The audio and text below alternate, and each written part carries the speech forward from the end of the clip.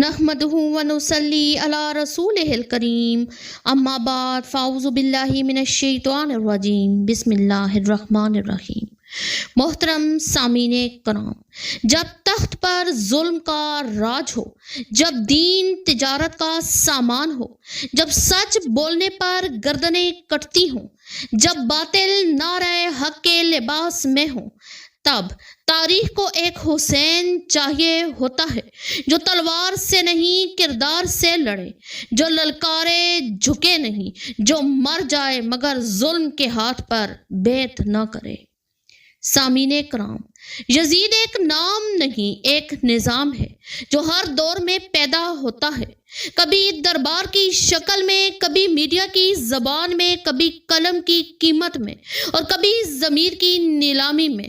اور حسین، وہ بھی صرف ایک فرد نہیں، وہ ایک فکر ہے جو ہر دور میں زندہ ہے، ہر زبان میں گونجتی ہے، ہر کربلا میں سر اٹھاتی ہے۔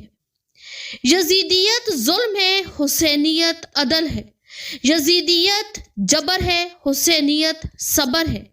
یزیدیت فریب ہے، حسینیت سچ ہے۔ یزیدیت خوف ہے، حسینیت جرأت ہے۔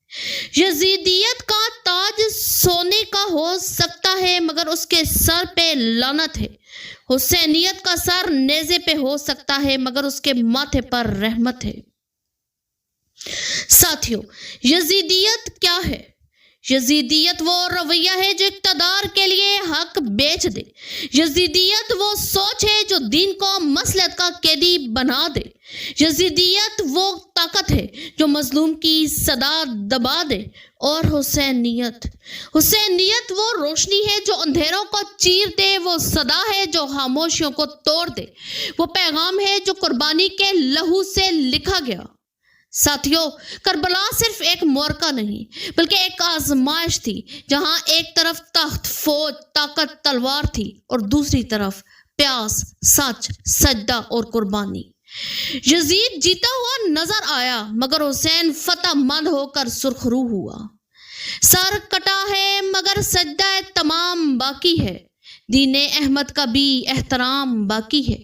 خاک و خون میں بھی حسین بولتا ہے آج، زندگی کے ہر سفر میں وہ امام باقی ہے۔ ساتھیو، آج بھی یزیدیت زندہ ہے مگر اس کے سامنے حسینیت کی للکار باقی ہے۔ آج بھی ظلم مسند پر بیٹھا ہے مگر زینب کی صدا ہر دربار کو ہلا دیتی ہے۔ آج بھی پیاس ہے، تپش نیزہ ہے مگر حسین کا چراغ بجھتا نہیں۔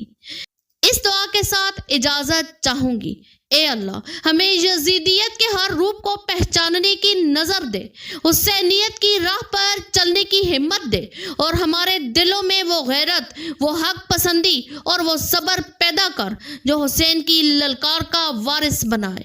سلام ہو اس سجدے پر جو نیزے کی نوک پر بھی مکمل ہوا، سلام ہو اس للکار پر جس نے قیامت تک یزیدیت کو بے نقاب کر دیا۔ والسلام علیکم ورحمۃ اللہ وبرکاتہ۔